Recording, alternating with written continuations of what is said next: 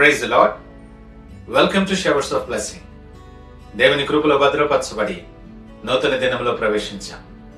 ఈనాటి దేవుని వాగ్దానం, నా మంచితనమంతయు నీ ఎదుట కనపరచెదను. I will call all my goodness to pass in front of you.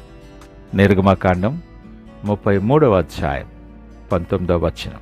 Praise God.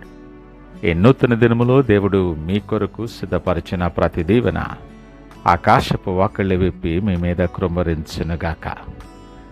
నీ జీవన ప్రయాణంలో లోకంలో మనుషులు మనకు కొద్దిగా సహాయం చేసినా దాంట్లో ఏదో ఒక స్వార్థం ఉంటుంది. లేదా ఒకసారి మంచిగా ఉండి ఇంకోసారి ముఖం తిప్పేసుకుంటారు. కానీ మనలను సృష్టించిన దేవుడు మీతో ఒక అద్భుతమైన మాట చెప్తున్నారు ఈ ఉదయకాలం. నా మంచితనమంతయు నీ ఎదుట కనపరిచెదను. దేవుడు తన కోపాన్ని కాదు, తన శిక్షణ కాదు, తన సంపూర్ణమైన మంచితనాన్ని మీ జీవితము ముందు ప్రదర్శించబోతూ ఉన్నారు. మోషే కొండ మీద దేవుని మహిమను చూపించమని అడిగినప్పుడు దేవుడు తన శక్తినో ప్రతాపాన్నో కాదు, తన మంచితనాన్ని చూపిస్తాను అని వాగ్దానం చేశారు. ఈరోజు మీ కుటుంబంలో, మీ కెరియర్లో ఆ దైవిక మంచితనం ఎలాంటి ఆశీర్వాదాలను తీసుకుని రాబోతుందో ఈ ఉదయకాల ధ్యానములో మనము లోతుగా తెలుసుకుందాం. చివరి వరకు చూడండి, ఎందుకంటే చివరిలో అపారమైన మంచితనం, కరుణ మీపై కుమ్మరించబడాలని ప్రత్యేకంగా ప్రార్థన చేద్దాం. ప్రియ దేవుని బిడ్డ, ఈ సందర్భం ఎప్పుడు జరిగిందో తెలుసా? ఇశ్రాయేలు ప్రజలు బంగారు దూడను చేసుకుని దేవునికి విరోధంగా ఘోరమైన పాపం చేశారు. దేవునికి వారి మీద తీవ్రమైన కోపం వచ్చింది. ఆ సమయంలో మోషే ప్రజల పక్షాన నిలవబడి దేవుని బ్రతిమాలాడు. దేవుడు శాంతించిన తర్వాత మోషే ధైర్యం చేసి, ప్రభువా, నీ మహిమను నాకు చూపించు అని అడిగాడు. అప్పుడు దేవుడు అన్న మాట ఇది. ప్రజలు తెప్పు చేసిన దేవుడు మోషే ప్రార్థనను బట్టి శిక్షకు బదులుగా తన మంచితనాన్ని బయలుపరచటానికి ఇష్టపడ్డాడు. మన దేవుడు ఎంత దయామయుడో, ఎంత ప్రేమ కలిగిన వాడో ఈ వచనము నిరూపిస్తుంది. ఈ వాక్యాన్ని విశ్లేషణ చేస్తూ దేవుని మంచితనంలో ఉన్న ఆత్మీయ సత్యాలు మనం నేర్చుకోవటానికి ప్రయత్నం చేద్దాం. మొదటిగా, మహిమ అంటేనే మంచితనం. God's glory is his goodness.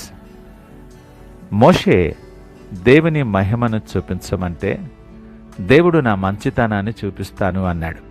అంటే దేవుని దృష్టిలో ఆయన మహిమ దేంట్లో ఉన్నది అంటే ఆయన చూపించే మంచితనంలో, ఆయన ప్రేమలో, కృపలోనే ఉన్నది. దేవుని శక్తి మనల్ని భయపెడుతుంది, కానీ దేవుని మంచితనం మనల్ని ఆయన వైపు ఆకర్షిస్తుంది. రెండవదిగా, అరకొరగా కాదు సుమా, మంచితనం అంతా కూడా, ఆల్ హిస్ గుడ్నెస్. ఈ వాక్యంలో నా మంచితనం అంతయు అని దేవుడు మాట్లాడుతున్నాడు. అంటే దేవుడు తన ప్రేమను కొలతతో ఇవ్వడు.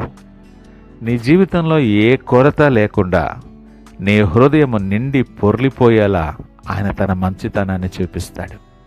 దావీదు అన్నట్లు, నా బ్రతుకు దినములన్నీయు కృపాక్షేమములే నా వెంట వచ్చును. అవును కదా,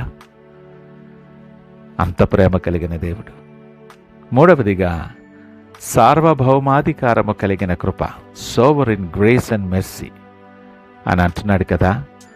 నేను కరుణించు వానిని కరుణించేదను. మన అర్హతను బట్టి కాదు, మన పుణ్యాన్ని బట్టి కాదు, కేవలం ఆయన సార్వభౌమత్వముతో కూడిన దయను బట్టి మనల్ని దీవిస్తాడు. మనము పాపులమై ఉన్నప్పుడే క్రీస్తు మన కొరకు ప్రాణము పెట్టాడు. అంటే ఆయన మంచుతనం మన అర్హత కంటే చాలా పెద్దదని గ్రహించు. ఈ మాటలు వింటున్న ప్రియ దేవుని జనాంగమా, ఈ వాక్యపు వెలుగులో ఒక నిమిషం నిశ్శబ్దంగా మీ హృదయాన్ని పరీక్షించుకొని ఆత్మ పరిశీలన చేసుకోండి. దేవుని గురించి మీ మనసులో ఎలాంటి భావన ఉందో, ఆయన ఎప్పుడూ తప్పులను పట్టుకొని శిక్షించే కోపిస్తేనే భయపడుతున్నారేమో, లేదా మీ కష్టాలను చూసి ఆయన పట్టించుకోవట్లేదు అని దిగులు పడుతూ కృంగిపోతున్నారేమో. అపవాది ఎప్పుడూ దేవుని స్వభావాన్ని మనకు తప్పుగా చూపించే ప్రయత్నం చేస్తాడు.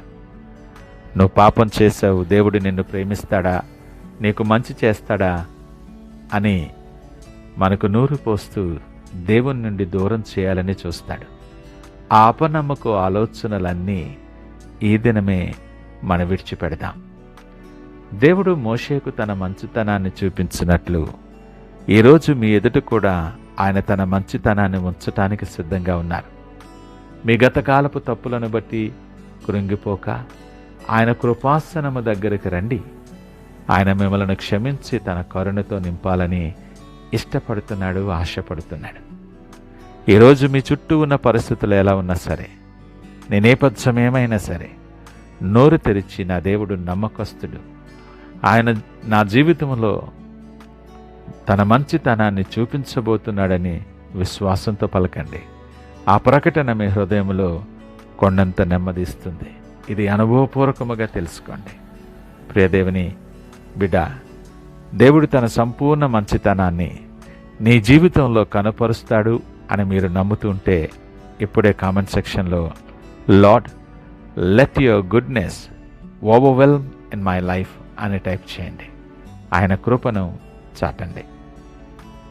ఈ మాటలు వింటూ ఈ ఉదయకాల సమయం ఇంకా జీవితంలో ఎన్నో నష్టాలు, కష్టాలు ఎదురై దేవుని ప్రేమను శంకిస్తున్నావేమో. ఇదిగో ప్రభు ఈరోజే మీతో అంటున్నాడు, నా కుమారుడా, నా కుమార్తె, నేను నిన్ను విడిచిపెట్టలేదు. నా మంచితనమంతయు నీ ఎదుట కనపరుస్తాను. మీ కన్నీళ్ల స్థానంలో ఆయన అద్భుతమైన కృపను ఉంచబోతున్నారు. ఇప్పుడే ఆయన మాట్లాడుతుండగానే ఆయన ప్రేమ కలిగిన హస్తాలకు మిమ్మల్ని మీరు సమర్పించుకుంటూ ప్రార్థనతో ఈ దినాన్ని ఆరంభిద్దామా? ప్రార్థించుకుందాం. మహోన్నతుడు, నమ్మకమైన మా యేసయ్య, కృపా సత్య సంపూర్ణమైనటువంటి మా ప్రియ పరలోకపు తండ్రి, మీకు వందనాలు. మోషేకు నీ మంచితనాన్ని, నీ పరిశుద్ధ నామాన్ని ప్రకటించిన దేవుడవు. ఈరోజు మాకు కూడా గొప్ప వాగ్దానాన్ని ఇచ్చినందుకు మీకు వందనాలు తెలియచేస్తున్నాం. ఈ సందేశం వింటున్న నీ బిడ్డల జీవితాల్లో, వారి కుటుంబాల్లో, వారి ఉద్యోగాల్లో, వ్యాపారాల్లో నీ మంచితనం అంతటిని ఇప్పుడే మీరు కనపరచమని ప్రార్థన చేస్తున్నాం. వారికున్న ప్రతి చీకటి పరిస్థితులను తొలగించి నీ దైవిక వెలుగును, కరుణను వారి మీద కృమ్మరించండి ప్రభువా.